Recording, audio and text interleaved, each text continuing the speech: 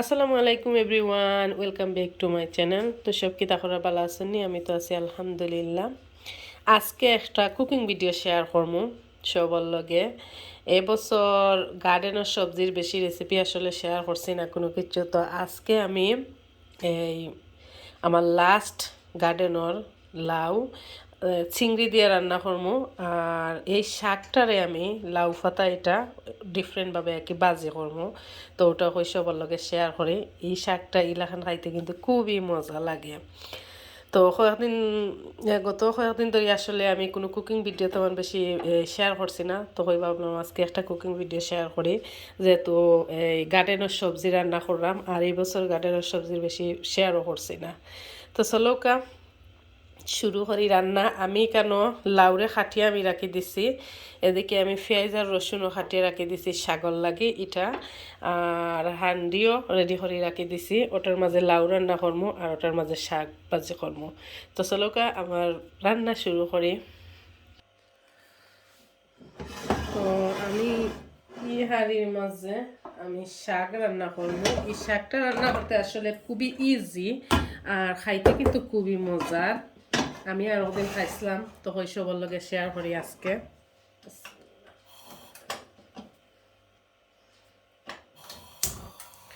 আর এবছর আসলে লাউ পাতা বেশি খাওয়া হয়েছে না, আমার গাছ মরে গেছে। আমি আরো 2 দিন খাইছিলাম, একদিন শুটকি শিরা খাইছিলাম আর একদিন বাজি খাইছিলাম।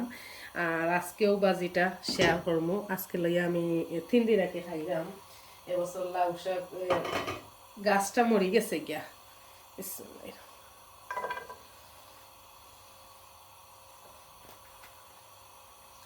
তো আশা করি সবার কাছে ভালো লাগবো আমার আজকের কুকিং ভিডিও। আমার ভিডিওটা যদি ভালো লাগে, আমার রেসিপি যদি ভালো লাগে, প্লিজ আমার চ্যানেল যদি সাবস্ক্রাইব করেন না তো সাবস্ক্রাইব করবা। আর ইতিমধ্যে তো যারা সাবস্ক্রাইব করছেন সবাই জানাই অসংখ্য অসংখ্য দোয়া আর ভালোবাসা। আর যারা আমার ফেসবুক পেজ থেকে দেখরা, আমার পেজ যদি ফলো করেন না তো আমার ফেসবুক পেজে লাইক ফলো করিয়া সাথেই থাকবা। এই তো সাগর মাঝে লবণ বেশি গেছে নাকি? তা না, বেশি নাই। লবণ দিয়া আমি শাকটারে এখন একটা লিড দিয়ে দেখে রাখি দিব।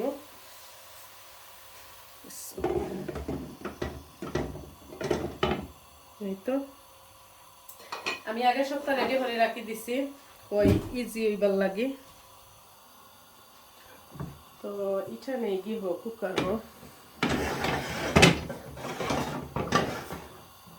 এখানে আমি লাউ তো ইয়কর মতো ওটার মধ্যে ইজি হইব।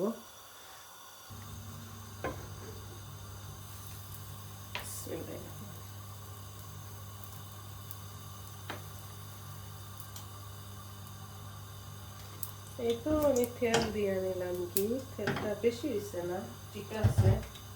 কারণ এখানের মাঝে আমার বাক্কা লাউ আছে।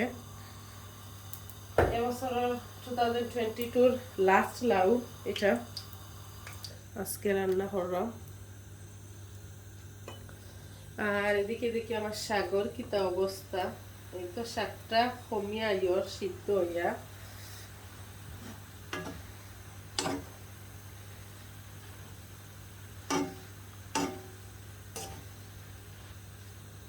শাক তো সিদ্ধ হইয়া একবারে কমে যায়। আমার শাকটা কি ফানি বার হইয়া ও ফানিয়ে শাকটারে সিদ্ধ হয়ে দিব। তারপরে আর কি আমি বাকি বাকি যেটা করই। তো আমার শাকটা সিদ্ধ হইতে থাক। আর এদিকে আমার লাউ শাক এই লাউ বয় দিই আমি।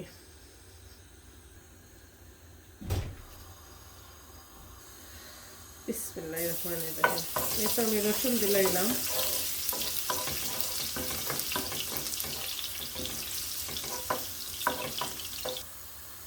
রসুনটা আমার ব্রাউন হয়ে গেছে, এখন আমি পেঁয়াজ দিলাম।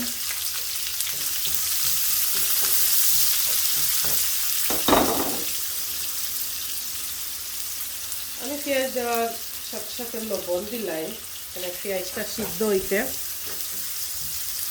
সময় লাগে না লবণ দিলে।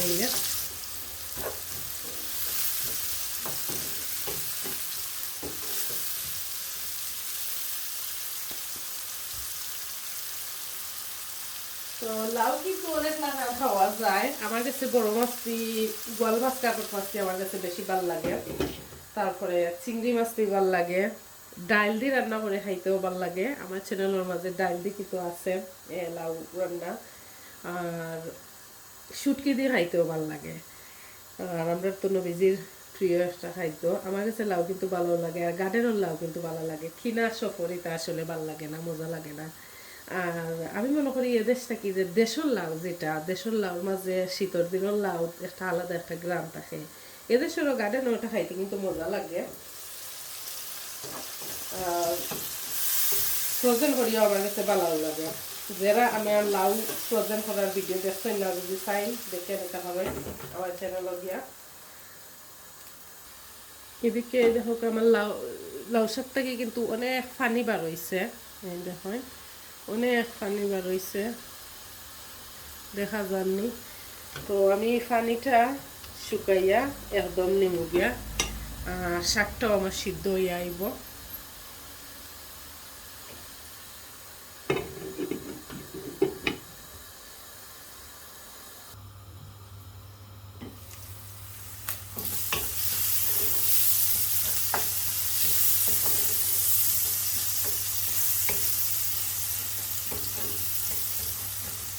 আমি পেঁয়াজ খুব ভালো করি তেলের মাঝে কষাই, পানি দিই না আমি। পেঁয়াজ দেওয়ার পরে আমি খুব তেলের মাঝে কষানোর পরে আমি গিয়ে মশলা দিই, তারপরে আমি পানি দিই। আমার রান্না যারা দেখই, আর আমার রান্না করতে একটু সময় লাগে। আসলে আমরা এক একজনের খামর ধরন এক এক লাখান, সব কিছু এক লাখান নাই, এক একজনের এক এক স্টাইল। এই তো আমার পেঁয়াজ কষা নিয়ে গেছে। এখন আমি মশলার মাঝে এটার মাঝে হলুদের পাউডার, ধনিয়া পাউডার, কারি পাউডার, মরিচের পাউডার দিলাম। মরিচের পাউডার কম, মানে লাউর মাঝে তো জাল কম হইলে ভালো লাগে। আর মশলার আন্দাজটাও আমি কইলাম না আমি কিতা কিতা দিচ্ছি। আজকে আমি কারি পাউডার কোনোদিন দেই না, আজকে আমি কারি পাউডার দিলাম। মাঝে মধ্যে আমি আমার ওলাখান আমার মনটাকে আমি ডিফারেন্ট করিয়া আমি ইয়ে করি, রান্না করি, ভালোও লাগে, খারাপ লাগে না। এই তো সবটা দিলাম। এখন আমি একটু কেটলের গরম পানি অ্যাড করব, যাতে আমার মশলাটা না পুড়ে। এখন আমি মশলাটা খুব ভালো করে একটু সময় নিয়ে কষাইয়ে নেব। আর একটু পানি দেব।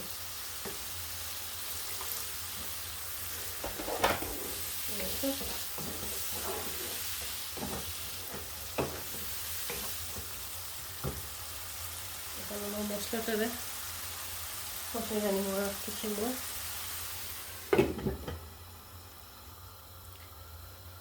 দেখি আমার মশলার কিতা অবস্থা। আমার মশলাটা কষা নিয়ে গেছে।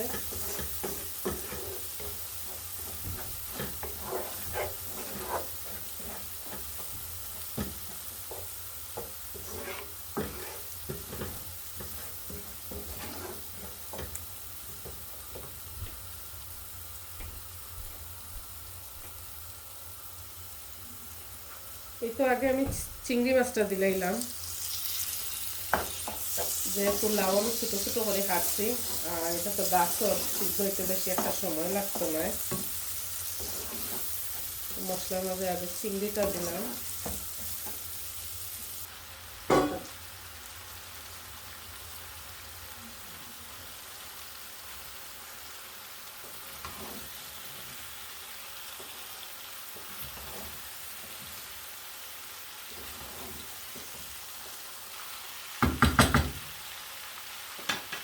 এখন আমি মিষ্টি গুড়িয়া দিলাই লাউটা জালুক। আর এদিকে আমার সাগর কিতা অবস্থা দেখি।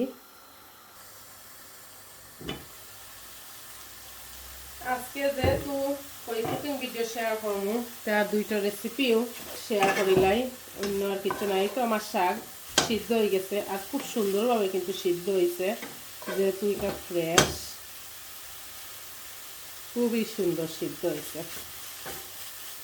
এখন আমি এটারে রসুন আর পেঁয়াজ আর আমি শুকনা লাল মরিচ দিমু, দিয়ে আমি দাগলে দিব।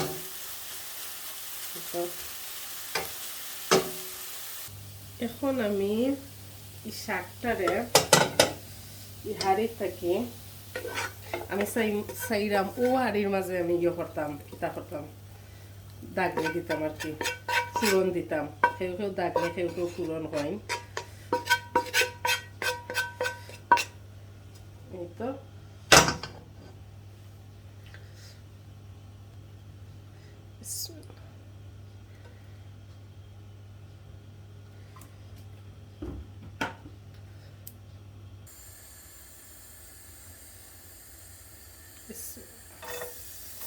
রসুন দিলাইলাম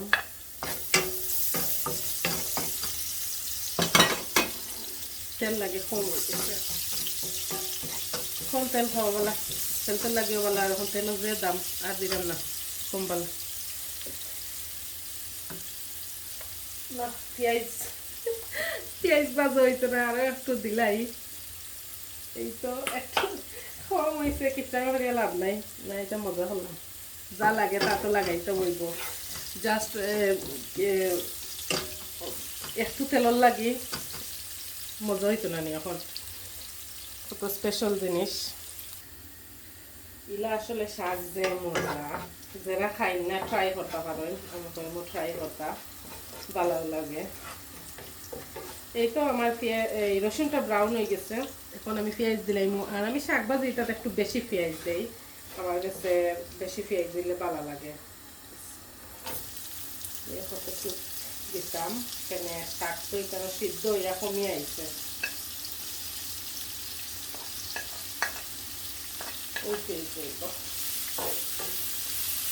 পেঁয়াজটারে আমি বাদ দিয়ে নিব হালকা ব্রাউন করিয়া আর একটার মাঝে আমি কাঁচা মরিচ না দিয়ে আমি লাল মরিচ দিব দেখাইলাম এই তো লাল মরিচ দিলাম বাঙ্গিয়া দিয়া আমি এখানে 2টা মরিচ দিচ্ছি আমি আসলে তেমন একটা জাল খাই না আর বাচ্চাটা তো এটা খাইতো না তারপরে আমি 2টা মরিচ দিচ্ছি একটা বাজা হয়েছে রসুন কম হয়ে গেছে লাগে সমস্যা নাই ঠিক আছে ঠিক আছে দেখি আমার লাউর অবস্থা কিটা আমি কোনো পানি টানি দিছি না লাউটা কি পানি বার হইয়া সিদ্ধ তো একটু জুল এড করিলিম একটু জুলের পানি এড করিলাম এখন এই তো আমার লাউটা সিদ্ধ হইয়া হইয়া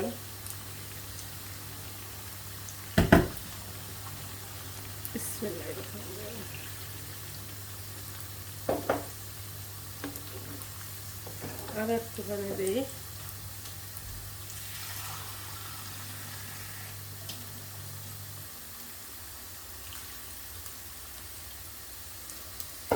এই তো কারণ এখনো জাল হইছে না আমার পুরোপুরি লাউটা সিদ্ধ হইছে না তো পানিয়ে একদম সিদ্ধ হয়ে যাব আর এই পানিটা কিন্তু থাকতো নাই নামানোর সময় এই তো এখন আমি জাল করে আনি কালারটা কিন্তু খুবই সুন্দর আইছে ক্যামেরার মধ্যে কিলাহান আসলে বোঝা যান না আর এদিকে আমার সাগর পেঁয়াজ নিয়ে নিলাম এই তো আমার পেস্ট হয়ে গেছে এখন আমি এই তো শাকটা দিলাম শাকটা দিয়া আমি গ্যাস কমাইয়া কিছু সময় রাখি দিব যাতে সাগর ভিতরে তেল মশলা একটু ঘুরতে পারে তারপরে আমি নামাই নিব এই তো বেশ আমার শাক ভাজি গেছে আর এই শাকটাকে কিন্তু আমি ছুরি দিয়ে কাটছি না এটা আধি সিরিয়া নিচ্ছি আধি সিরিয়া মেইন হইল এটা যে আধি সিরিয়া নিবা ছুরি দিয়ে কাটলে কিন্তু আর বারিক বারিক করে ফললে কিন্তু এত মিন করে কুচি কুচি হলে কিন্তু এটা মজা লাগে না এটা হচ্ছে আধি সিরিয়া নিটা ওলাহান থাকতো সেগুলো মজা লাগে এটার মেইন টেস্ট আমি বুঝি অন্যর মাঝেও আধি সিরিয়া করলে এই তো এখন আমার আরও আমি 4-5 মিনিটের মতন আমি কুকারের উপর রাখি দেব কেন মশলা টসলা একটু ঢুকো তারপর নামাইব বিসমিল্লাহ এই তো ধনিয়া পাতা দিলাম আমার ফ্রেশ ধনিয়া পাতা বেশাইয়া দেই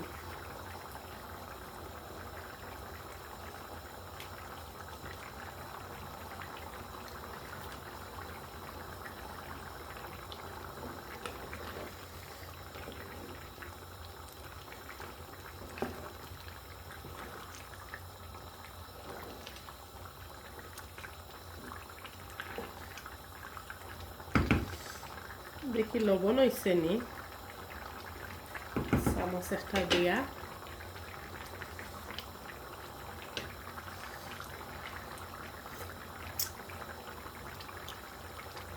একটা কথা মনে হয়ে গেল আল্লাহর নিয়ামত হইছে আল্লাহর নিয়ামত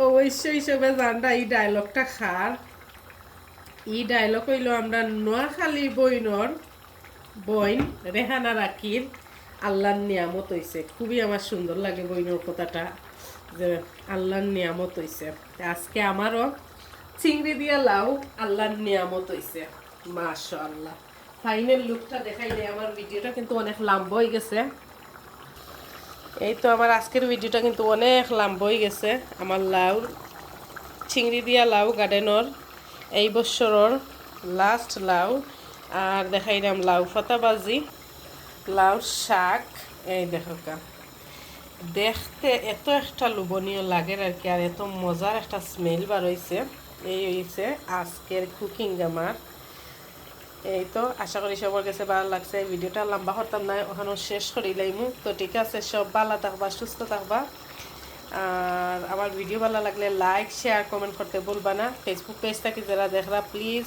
পেজ ফলো না করলে ফলো করবা একটা লাইক দিবা তো আজকের মতো বিদায় নিলাম আল্লাহ হাফেজ সবাইকে